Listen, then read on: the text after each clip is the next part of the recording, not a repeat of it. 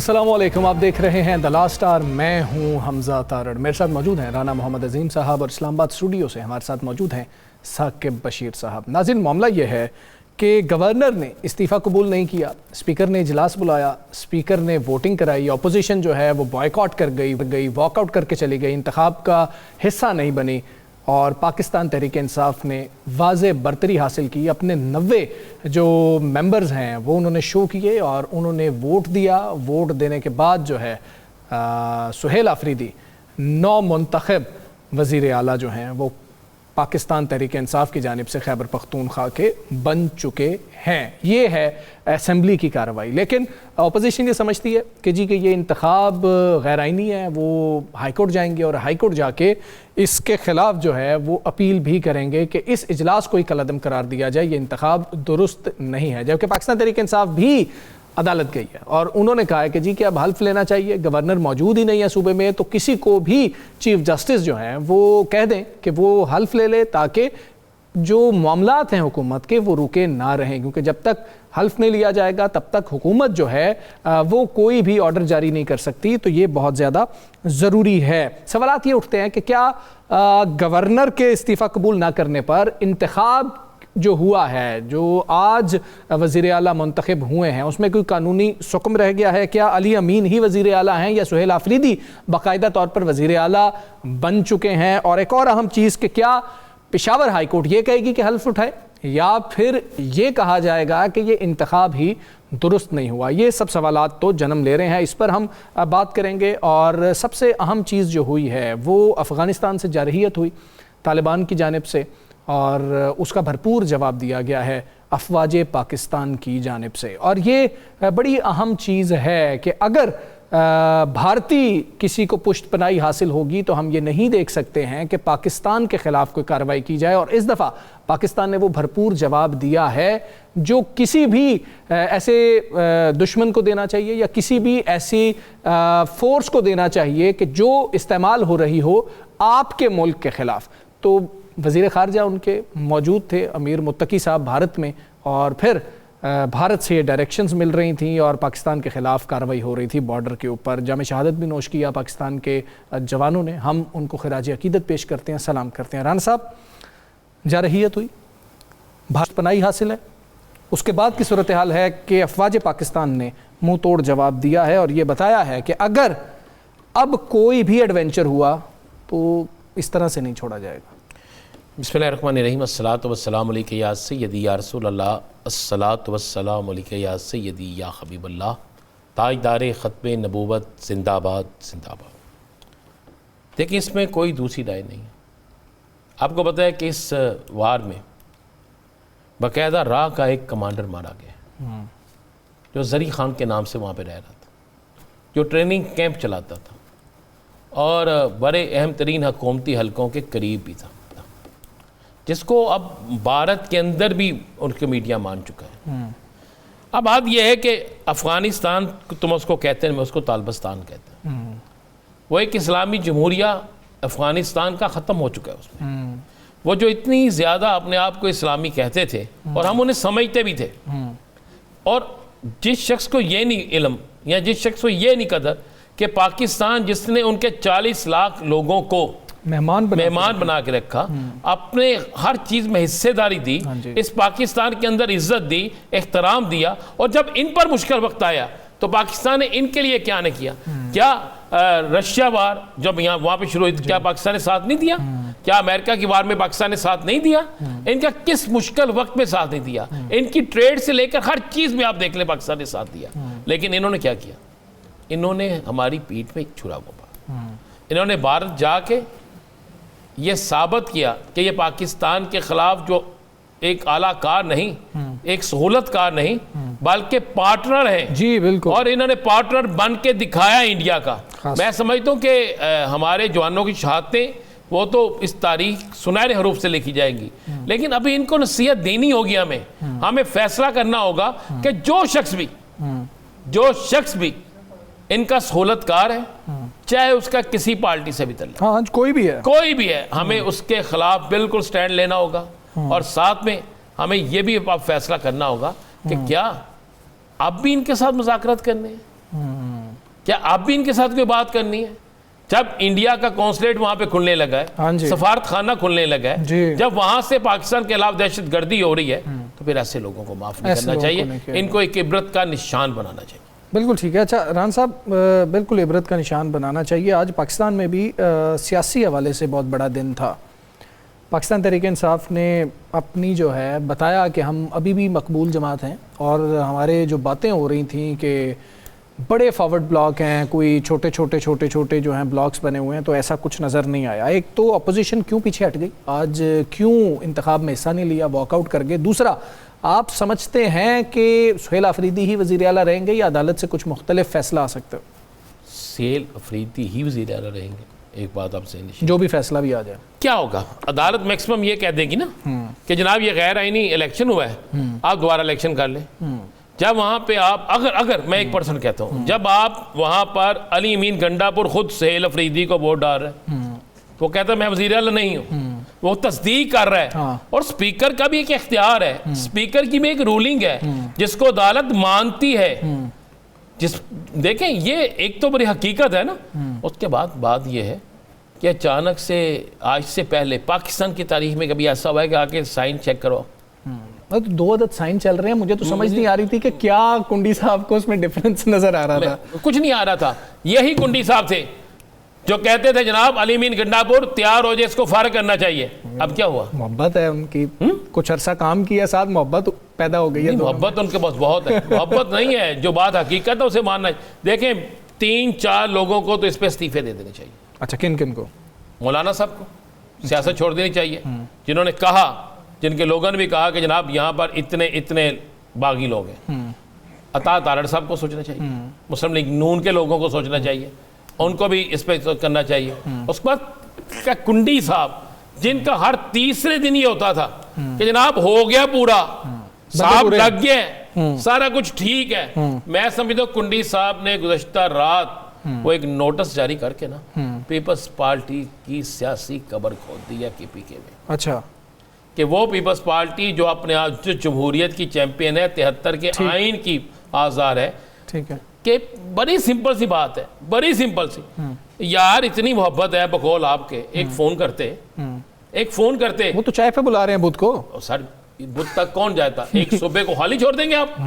जी ठीक है। रान साहब, साकिब साहब की तरफ चलते हैं। साकिब साहब, सुहेल खान अफरीदी के इंतखाब के बाद एक तो तनाज़ा खड़ा हो रहा है कि जो अपोजिशन कहती है कि भाई वो वज़ीर आला हो ही नहीं सकते जब अभी इस्तीफ़ा कबूल नहीं हुआ, और PTI चली गई है कि हल्फ उठाया जाए। आर्टिकल 255 क्या कहता है, और आपकी जो कानूनी माहिरीन से बात हुई है, ये किस तरफ जो है ऊंट किस करवट बैठेगा? इसमें जो बुनियादी जो नुक्ता है वो है आर्टिकल 255 है, उसके हवाले से क्लैरिटी होनी है।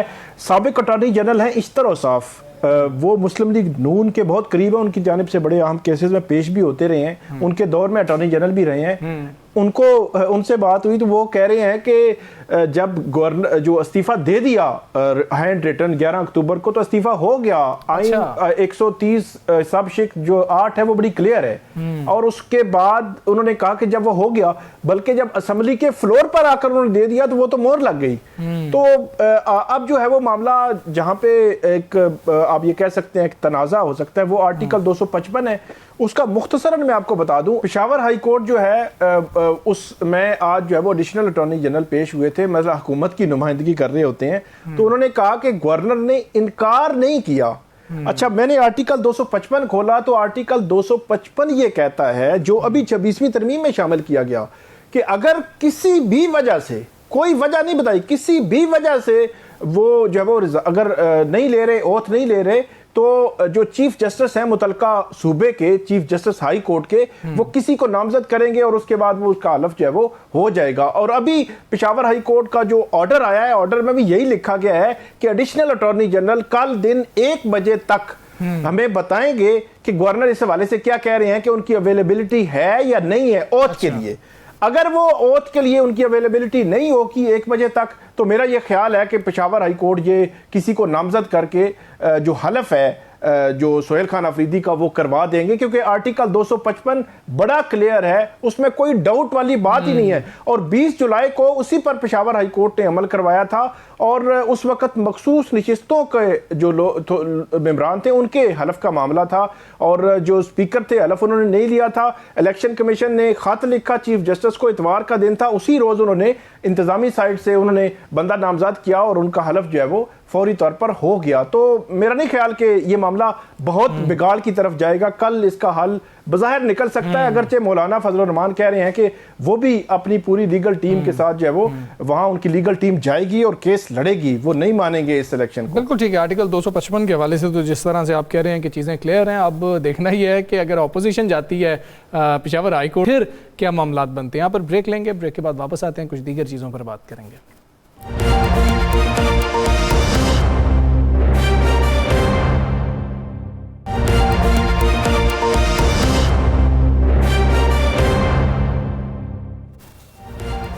वेलकम बैक जी। खैबर पख्तूनख्वा में नए वज़ीर आला का इंतखाब हुआ है, जिस पर अपोजिशन को बहुत ज़्यादा तहफ़्फ़ुज़ात हैं और जहाँ पर हम खैबर पख्तूनख्वा की गवर्नमेंट की बात करें तो उनको ये तहफ़्फ़ुज़ात हैं कि एक तो इस्तीफ़ा पहले कबूल नहीं किया गया और अब जब हल्फ लेने का वक्त है तो उस वक्त गवर्नर खैबर पख्तूनख्वा वो सूबे में ही मौजूद नहीं हैं। दूसरी जानिब अगर हम बात करें तो आज जिस तरह से नए वज़ीर आला हैं उन्होंने जो बातें की हैं और पाकिस्तान की जो स्टेट पॉलिसी है उस हवाले से भी हमने बात करनी है। हमारे साथ मौजूद हैं पाकिस्तान मुस्लिम लीग नून के सीनियर रहनुमा आबिद शेर अली साहब। आबिद शेर अली साहब, अस्सलाम वालेकुम सर, बहुत शुक्रिया सर। ठीक है, इस पे तो बात हो सकती है कि क्या लम्हा मौजूद में अली अमीन गंडापुर साहब वज़ीर आला हैं या फिर सुहेल आफरीदी साहब वज़ीर आला हैं, इस पर तो चले अदालत में भी ये मामला जाएगा, लेकिन जो अहम नुक्ता है वो ये है कि पाकिस्तान तहरीक इंसाफ बहरहाल 90 वोट हासिल करने में कामयाब हुई है और स्पीकर का उसमें ज़ाहिरी बात है वोट मौजूद नहीं था। बहुत बातें हुई कि शायद फॉरवर्ड ब्लॉक है, बहुत ज़्यादा इख्तलाफात हैं, लेकिन वोट तो उतने ही मिल गए जितने पाकिस्तान तहरीक इंसाफ के थे। इस पर आप क्या कहेंगे? जी बहुत शुक्रिया आपका। देखिए, मेरा कंसर्न ये नहीं है कि सुहेल अफरीदी को जो पीटीआई के हैं उनको 90 वोट मिले, 92 वोट मिले, 190 मिले, जितने, मेरा ये कंसर्न नहीं है। मेरा मेन कंसर्न ये है कि पिछले 13 साल से ये लोग हुक्मरान हैं केपीके के अंदर। इंफ्रास्ट्रक्चर को तो छोड़ दें, वहाँ पे जो अमन व आमा की सूरत हाल है, मेरा मेन कंसर्न वो है। मेरा कंसर्न ये है कि केपीके के अंदर मेरे पाकिस्तान के मुसल्लह अफवाज के लोग शहीद हो रहे हैं। मेरा मेजर कंसर्न ये है कि वहाँ पे हमारे सिक्योरिटी लॉ इन्फोर्समेंट के लोग शहीद हो रहे हैं। भैया आप अपनी ज़ुबान को लगाम दें कि आप सूबे के सर एक सेकंड बात सुन लें मेरी। मेरा आपने वोट दे दिया, बन गए, मेरी तरफ से बन गए, मेरा वो मैंने आपको कहा ये मेरा इशू नहीं है। ये गंद इन्होंने डाला था। हमजा शहबाज जब चीफ मिनिस्टर बने थे 1.5 महीना तो इन्होंने ओथ नहीं लेने दिया था हमें। ये कभी जज भी इनके साथ मिले हुए थे उस वक्त, ये कभी समीउल्लाह कलीमुल्लाह हसन सरदार ये काम करते रहे, ये कानून को ये मानते थे उस वक्त कानून के, लेकिन उसके बावजूद मैं एक पॉलिटिकल वर्कर हूँ। नवाज शरीफ साहब ने 2013 में इनकी मेजॉरिटी थी, हुकूमत हम फजलुर रहमान साहब के साथ मिलकर बना सकते थे, कोई हमें नहीं रोक सकता था, लेकिन नवाज शरीफ साहब ने कहा कि सूबों को साथ लेकर चलें, अगर केपी में पीटीआई की मेजॉरिटी है तो उनको हुकूमत करने थे। तो ये तो बीज इसकी बुनियाद नवाज शरीफ ने रखी है, तो ये इसका रिटर्न ये दिया कि ये आए इक़्तिदार में और हमें इन्होंने हलफ नहीं उठाने दिया, इनके ऊपर वोट ऑफ नो कॉन्फिडेंस लाए, ये उनसे मुनरफ हुए और रात 12-1 बजे तक दुनिया को तमाशा दिखाते रहे। 3 जजेस को बैठकर ये फैसला करना, बस आईनी मामला बना दिया। तो ये आइन भी इनके घर का, अदालतें भी इनकी घर की, ये समझते हैं कि पाकिस्तान इनके बाप दादा की जागीर है कि जिस तरह मर्जी इसको रूल कर दें। तो ये ऐसे नहीं हो सकता कि एक सूबे का जब चीफ एग्जेक्टिव बनने जा रहा हो और वो हमारी मुसल्लह फ़ौज को थ्रेट करे, उनको कह दी कि आप हमारी इजाज़त के बगैर ऑपरेशन नहीं कर सकते भाई। जो वो हमला करते हैं आपके चहीते तालिबान, जिनको आप शेल्टर देते हैं, जिनके लिए आप सॉफ्ट कॉर्नर रखते हैं, क्या वो तालिबान आपसे इजाज़त लेकर कहते हैं जी कि ये मुसल्लह फ़ौज का ये ग्रोह है, हम इनके ऊपर बॉम्बिंग करने लगे हैं, उनके लोगों पर गोलियां बरसाने लगे हैं? क्या आपसे कभी उन्होंने पूछा? जब आपके वो लोग जिनको आप उनकी सहूलत कारी करते हैं, आप उनको रास्ता देते हैं कि आप अपनी सिक्योरिटी फोर्सेस के ऊपर हमला करें, तो क्या पाकिस्तान को बचाने के लिए सुहेल अफरीदी जैसे लोगों से हम पूछेंगे कि जी हमने यहाँ पे ऑपरेशन करना है, ये क्या पिद्दी का शोरबा, ये हमें सिखाएगा कि गुड बैड तालिबान कौन है? तो लिहाजा आप सूबे को मैदान जंग ना बनाएं, आप तालिबान के सॉफ्ट स्पोक्समैन ना बने, आप उनकी प्रॉक्सी ना बने। आपके अंदर पेशावर में शाम 5 बजे के बाद तो तालिबान का रूल होता है। इनकी कहाँ से रिट कहाँ पे? Where is the writ of the government? मुझे ये बताएं कि ये रिट कहाँ पे है? ये बस आ गए हैं जी इमरान खान के लिए हम जाने दे देंगे। और भाई दे दो जान, मैंने तुम्हें रोका, जाओ अडयाला जेल के बाद जाके भूख हड़ताल करो, खुदकुशी करो, मेरा क्या लेना देना आपसे? मेरा लेना देना है सूबे के लोगों से जिनको आपने इनसिक्योर किया हुआ है। मेरा लेना देना केपी की आवाम से है जिनके इंफ्रास्ट्रक्चर को आपने तबाह किया हुआ है। मेरा लेना देना है केपी की आवाम से। मेरे बात सुन लें, आपको पता है गुफ्तगू होगी ना, आपने जो बात कही है बिल्कुल दुरुस्त है। सर एक सेकंड सर देखें, इसमें कोई आपको पता स्कूल का वाकया हुआ था? हाँ जी, कई बच्चे शहीद हुए थे जी। आपको याद है कि नहीं याद है? ये जी एपीएस की तो ये सारी इन्हीं की हुकूमत में हो रही है चीजें। आज तक भी केपी के अंदर जो भी इंसर्जेंसी हो रही है वो पीटीआई की सरबराही में हो रही है, इन्हीं की हुकूमत है 13 साल से पीछे। 13 साल का रिकॉर्ड ले लें, कितने वहाँ पे हमारे मुसल्लह अफवाज के लोग शहीद हुए, कितने पुलिस के लोगों की जानें गई हैं। क्या जिरगे के लोगों की जाने जाती हैं? जब वो तालिबान हमला करते हैं हमें कहते हैं जी आप उनसे इजाजतनामा ले लें। कौन सा इजाजतनामा? अच्छा, आप सवाल कर सकते हैं सिक्योर बनाने के लिए हमें किसी के इजाजतनामे सर आप 200 करें, सवाल करें आप। इसमें कोई शक नहीं है कि पाकिस्तान में जो भी हमारे अदारों के ख़िलाफ़, अफवाज पाकिस्तान के ख़िलाफ़ बात करता है उसको सख्त तरीन जवाब मिलना चाहिए, इसमें कोई दूसरी राय नहीं।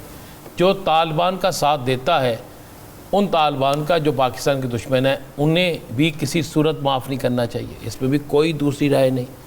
मैं 2 सवाल पूछना चाहता हूँ। क्या पाकिस्तान में अदारों के ख़िलाफ़ बात अब शुरू हुई या गुजरांवाला के जलसा से शुरू हुई? ये सारी चीज़ें ठीक कब होंगी? मैं सुहेल अफरीदी को कह रहा हूँ गलत किया उसने, लेकिन ये कब ठीक होंगी?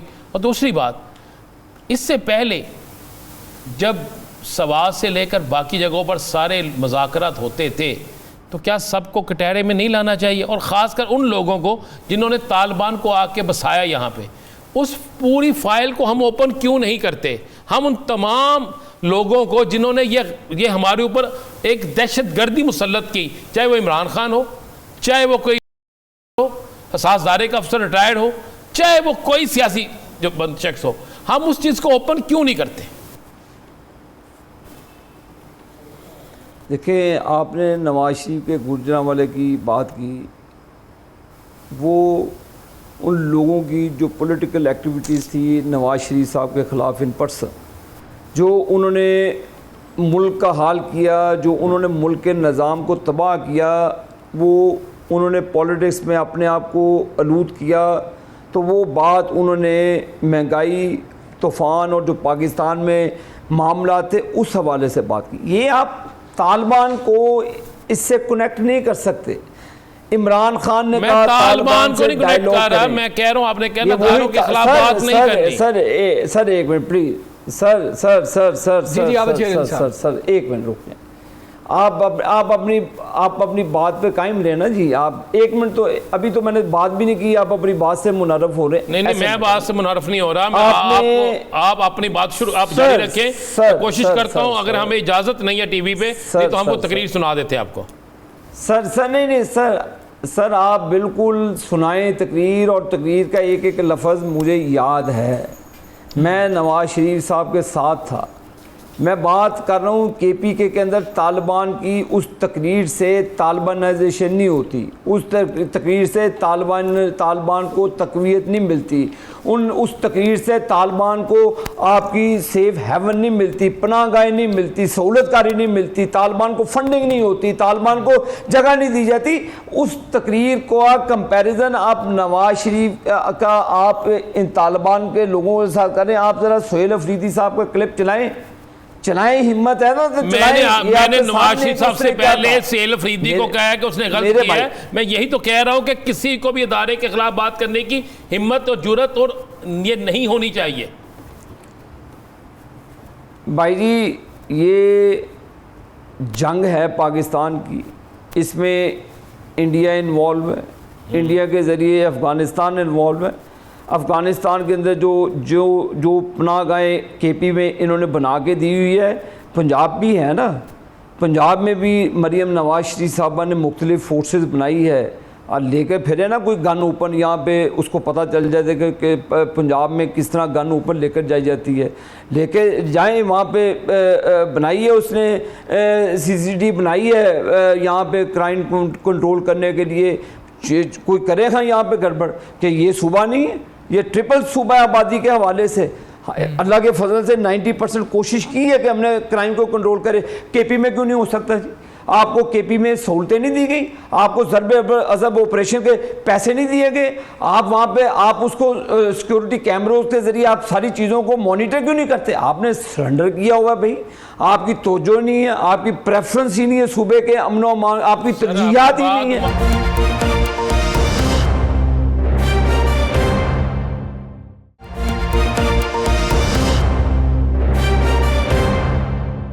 हम तो एक ही बात कर रहे हैं, आपकी बात मान रहे हैं। सर आप है ना जी, सर हम किस मैं तो आप हुकूमत में इस वक्त सर देखें सर आप देखें पिछले 13 साल का रिकॉर्ड आप भी निकलवा लें, मैं भी निकलवा लेता हूँ, ठीक है, एक प्रोग्राम रख लें, इसी पे रख लेते हैं, चलें।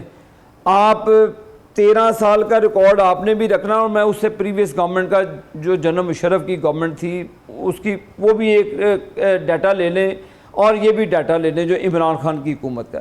आप कंपैरिजन कर लें, कभी कोई वहाँ पर वाक़यात हो, कभी कोई वहाँ पे दहशतगर्दी का वाक़या पेश हो, वो पॉलिटिशियन के घरों में हमला होता है तो वहाँ पे KP की हुकूमत होती है, तालिबान घुस के वहाँ पे ब्लोर फैमिली को उड़ा देते हैं, इन्हीं की हुकूमत है। वहाँ पे पेशावर स्कूल का वाक़या हो जाता है, वहाँ पे नन्हे मुन्ने बच्चे शहीद हो जाते हैं, ये पुलिस की एकेडमी पे हमला हो जाता है, फ़ौज के ऊपर हमला होता है। भाई आपको जो वो फंडिंग आती है आप अपनी ज़ाती तशहीर पर, इमरान खान की एडवर्टाइजमेंट पे खर्च करते हैं, आप उसको सूबे KP की सिक्योरिटी के लिए क्यों नहीं खर्च करते? अमन कायम करने के लिए क्यों नहीं खर्च करते?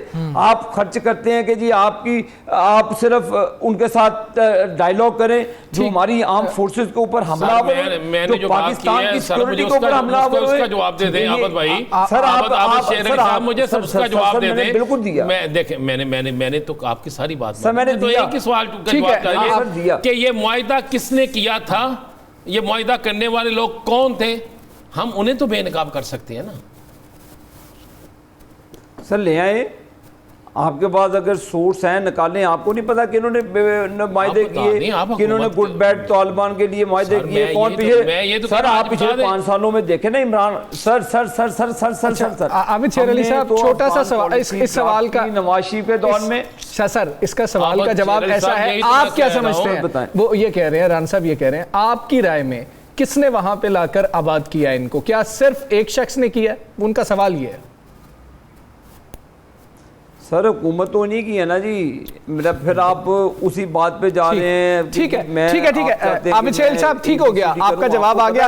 ये साकिब बशीर साहब सवाल करना चाह रहे हैं। हुकूमत है, देखे किनकी। सर ठीक है, साकिब बशीर साहब आपसे सवाल करना चाह रहे हैं। आबद शेर अली साहब, चूंकि साकिब साहब ने आना है, जब ये नॉमिनेशन हुई थी नेशनल एक्शन प्लान पर अमल जो होता है ना, वो वफाक ने कराना होता है।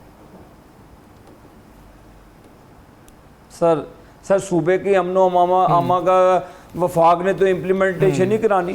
National action plan, sir national action plan अभी आप निकाल के देख लें, अभी निकाल के देख लें मेरे भाई। प्लीज सर ऐसे ना करें सर, आप देख लें, ठीक, सर आप देख लें, सर आप देख लें, मैं तो गवर्नमेंट का हिस्सा रहा हूँ, पूरे रिसोर्सेज दिए, पूरे रिसोर्सेज दिए केपी गवर्नमेंट को उस वक्त उस ऑपरेशन को कामयाब बनाने के लिए, क्या नहीं किया आप देखें। आबिद शेर अली साहब ये बताइएगा कि अता तारड़ साहब ने ये कहा था कि सोहेल खान अफरीदी जब नामजद हुए तो उन्होंने प्रेस कॉन्फ्रेंस की, एक की, दूसरी की, तीसरी की, आपने कहा, आपके वज़रा ने कहा कि हम नहीं बनने देंगे, हम नहीं मानेंगे, और अब आप भी यही कह रहे हैं। सूरत हाल ये है कि वहाँ उनके पास 92 या 90 वोट हैं और अपोजिशन के पास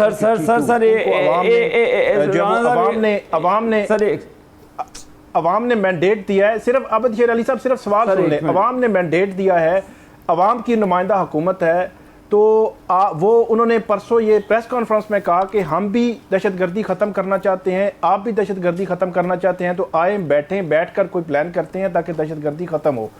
तो क्या आपकी जो वफाकी हुकूमत है सोहेल खान अफरीदी को वज़ीर आला मानेगी, बनने देगी, या कोई अदम एतमाद लाएंगे? क्या आपका क्या प्लानिंग क्या है? सर मैंने तो, मेरा ख्याल आपने मेरी बात सुनी नहीं, मैं आपको दोबारा रिपीट करता हूँ। हम माशाल्लाह बड़े अच्छे सहाफ़ी हैं, आप साहिब अकल भी हैं। मैंने तो कहा कि मेरा कंसर्न ही नहीं है कि सोहेल अफरीदी को बनाए, ए को बनाए, बी को बनाए, उनकी मेजॉरिटी बना दें। वो सर अता तारड़ साहब कहना, I have nothing to do with हुकूमत का कंसर्न मेरा सर, मैं तो आपको अपने कंसर्न बताएं सर। देखें सर, हम तो जमहूरी लोग हैं, मैंने तो आपको नवाज शरीफ की भी मिसाल दी, आपने मेरा ख्याल गौर नहीं फरमाया सर कि नवाज शरीफ साहब ने मेजॉरिटी हुकूमत को जाने दी कि भी आप गवर्नमेंट को फॉर्म करें। हमने तो फजलुर रहमान साहब के साथ 2013 में गवर्नमेंट फॉर्म कर सकते थे, नहीं की। आप मेरा ख्याल सुनते नहीं हैं। मेरी गुजारिशात ये हैं कि हम लुकन छुपी के खेल से निकलें, मुल्की मफादात को प्रायोरिटाइज करें कि आपकी as a chief executive priority ये नहीं होनी कि आप जाके इमरान खान के लिए उसने तकरीर ही यही की है और अपनी आर्म फोर्सेस के खिलाफ की है। मैंने तो उसके मुंह में ज़बान नहीं डाली, ना ही आपने उसके मुंह में सोहेल अफरीदी के मुंह में ज़बान डाली है। उसने तो अपनी ज़बान से बात की है, जो अपनी ज़बान से बात करता है तो भुगते।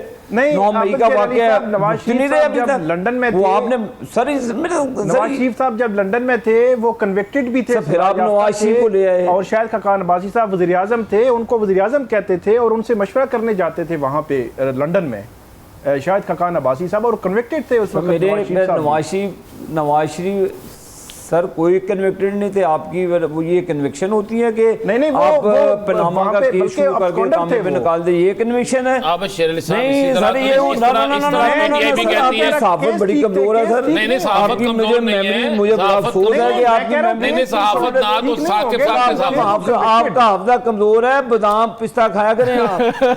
आबिद शेर अली साहब, अच्छा आबिद शेर अली साहब, ठीक है, आबिद शेर अली साहब, साकिब साहब एक मिनट से लेकर आगे तक जो है सब कुछ हमने अपनी आंखों से देखा है। साकिब साहब एक मिनट, आबिद शेर अली साहब, साकिब साहब ये कह रहे हैं कि चूंकि वफाकी हुकूमत का मौक़िफ़ वफाकी वज़ीर इत्तला अता कर देता है, तो वफाकी हुकूमत का जो मौक़िफ़ था वो अता तारड़ साहब ने आके दिया। ये आपकी ज़ाती ख्वाहिश है जो आप फरमा रहे हैं? पार्टी पॉलिसी ये नहीं लग रही है, वफाक की पॉलिसी ये नहीं लग रही है? सर अता तारड़ साहब ने माशाल्लाह, फिर आप साफ़ी हैं कहना तो मुझे पड़ेगा, अता तारड़ साहब ने अपने कंसर्न शो किए जो सोहेल अफरीदी ने, ठीक है, ये किसी के सूबे की जहाँ पे वो हालत जंग में हो वो सूबा, और वहाँ का चीफ एग्जेक्टिव बनने वाला अपनी आर्म फोर्सेस के खिलाफ तकरीर करे, तो क्या आप एज ए सहाफ़ी, एज ए पाकिस्तानी अपने कंसर्न को शो नहीं करेंगे? क्या आप उसका मतलब है जमात उनकी फिर पॉलिसी है? आपने बड़ी अच्छी बात की है आबिद साहब, आपने कमाल की बात की है। ये आपने पाकिस्तानियों की बात की है, हर पाकिस्तानी की बात की है। यही तो हम कह रहे हैं कि जिस किसी ने भी इस पाकिस्तान में, जिस किसी ने भी, चाहे अफरीदी हो चाहे मोहम्मद बूटा हो, जिस किसी ने भी अफवाज पाकिस्तान और अपने दारों के खिलाफ साजिश या गुफ्तगू की है, उसको बचना नहीं चाहिए। गलत बात तो नहीं है सर? चाहे किसी जलसे में नारे लगते हो, कोई भी हो, मैं कहना कोई भी हो। सर मेरी बात सुने सर मेरी अर्ज सुने। सियासी मामलात में अपने आप को घसीटना और जब आप हालत जंग में अपने ईस्टर्न वेस्टर्न बॉर्डर्स को डील करने, उन मामलात में दखल अंदाजी करना ज़मीन आसमान का फ़र्क। ठीक हो, आप इसको सर ठीक ठीक सर, अपनी चीज़ें मेरे ज़बान में ना डालें। मैंने अपना मुवक्कफ आपको बड़ा कैटेगोरिकली दिया है, ठीक है, कि आप एक जंग कर रहे हैं तालिबान के साथ जो आपकी मुसल्लह अफवाज के ऊपर हमला आवर है, और जो आइन शिकनी होती है वो और चीज़ है। ठीक है, आइन शिकनी और चीज़ है और मौजूदा हालात आप समझते हैं कि ये बिल्कुल मुख्तलिफ है। आबिद शेर अली साहब, बहुत शुक्रिया आपका, आपने सर बहुत प्रोग्राम में आपने हमें वक्त दिया। यहाँ पर ब्रेक लेते हैं, ब्रेक के बाद वापस आते हैं। स्टे विद अस।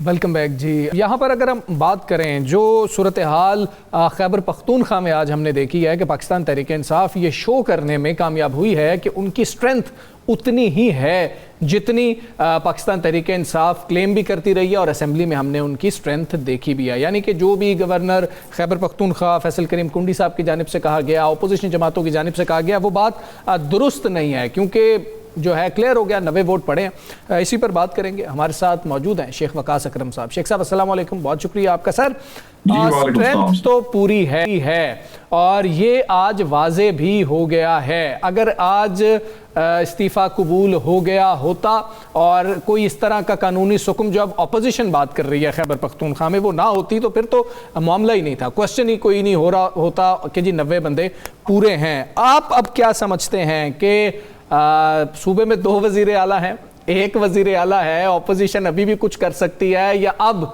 सिर्फ शोर शराबा ही होगा, जो होना था वो हो चुका है? मेरे ख्याल में सर कानून और आइन की रोशनी में तो जो होना था वो हो गया। 2 वज़ीर आला क्यों होंगे? खुदा ना खास्ता कुछ स्पीकर ने जो है वो आर्टिकल 6 तो नहीं लगवाना उसके ऊपर। मैं ये समझता हूँ जो बेस्ट ब्रेन्स थे अवेलेबल, अली जफर हो गया, राजा साहब हो गए, और जिन लोगों से कंसल्ट किया उनका यही मशवरा था, और उस पर उन्होंने जैसे जैसे एडवाइस किया अली अमीन खान को, एक दफ़ा इस्तीफ़ा, दूसरी दफ़ा इस्तीफ़ा, उसके बाद एक इंफॉर्मेशन लेटर के लिए आए, रीअफर्म स्पीकर को ख़त लिखा कि दोनों इस्तीफ़े मेरे हैं, फिर उन्होंने ट्वीट्स किए, फिर आज असम्बली में खड़े होके वांगे दहल उन्होंने वो कहा कि ये मेरे ही रेजिग्नेशंस हैं। तो फिर उस तो बाद उनकी नहीं गुंजाइश रह जाती है, मजाक बढ़ा रहे हैं और तो गल कोई नहीं जाए। अच्छा शेख साहब, एक तो क्लियर हो गया, आपकी बात दुरुस्त है बिल्कुल। क्या आपने इतना अरसा हो गया आपको सियासत में, क्या सियासत में कभी पहले ही आपने ये सुना कि गवर्नर साहब कहें कि जनाब आप मेरे पास आकर ये साइन जो हैं वो चेक करवाएं और मुझे बताएं कि ये मुझे तस्दीक करवाएं कि वाकई ये आपके हैं या नहीं? क्या गवर्नर टेलीफोन पे नहीं पूछ सकते थे? और दूसरा, आपको क्या नज़र आ रहा है कि आज आप हाई कोर्ट गए, आप लोग गए हैं, कल हाई कोर्ट से क्या फ़ैसला आपको मुतवक्को नज़र आ रहा है? सर बात यह है कि बड़ी चीज़ें बड़ी क्लैरिटी के साथ मैं कहना चाहता हूँ कि एक तो अनप्रेसिडेंटेड है, इस तरह का मामला पहले कभी नहीं हुआ। टेलीफोन भी क्यों करना है? चीफ मिनिस्टर खुद भेज रहा है, उसका स्टाफ जा रहा है, एमएस से कोऑर्डिनेशन होती है, स्टाफ आपको रिसीविंग दे रहा है, एक दफ़ा दे रहा है, दूसरी दफ़ा दे रहा है। उस तो बाद एक ही है जी इन पर्सन, वो जो उनका एक लोकल राइवलरी है, शायद गवर्नर साहब जो है उनका लगाने वालों ने उनका कद तो बढ़ा दिया सियासी, मगर अपना कद शायद नहीं बढ़ा सके। वो अभी तक उसी लोकल राइवलरी को दिल में रख के तो उसको शायद ह्यूमिलिएट करने की कोशिश करना चाहते हैं। सो दैट इज अनप्रेसिडेंटेड, बड़ी फजूल बात है, इस किस्म की बात नहीं। चीफ मिनिस्टर जब on the floor of the house कह रहे हैं, उस तो बाद केड़ी जो है वो गुंजाइश रह जाती है। तो मैं नहीं समझता कि इसमें कोई ऐसी चीज़ है।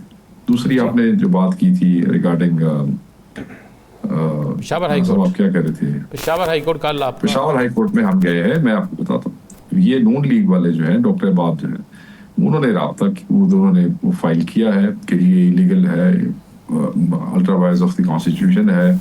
उस पर कल की डेट दे दी गई है। अगर आज सुनवाई होती तो हमारे आज लॉयर्स वहाँ पे मौजूद थे, वो आज ही पेश होकर बहस कर लेते।